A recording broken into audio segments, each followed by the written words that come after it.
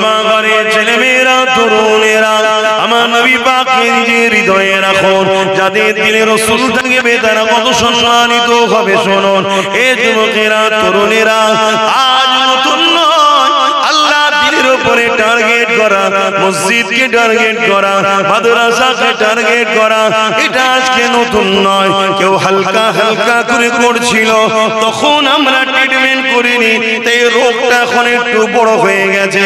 তবে মনে রাখবেন, যুগ যুগ ধরে জালিম অত্যাচারী সন্ত্রাসীরা হক নবীর উপরে, ইসলামের উপরে, মানবতা, সভ্যতা, ধর্মের উপরে, আল্লাহর ঘরের উপরে, মসজিদ, মাদ্রাসা, কোরআনের উপরে বারবার আঘাত দিয়েছে।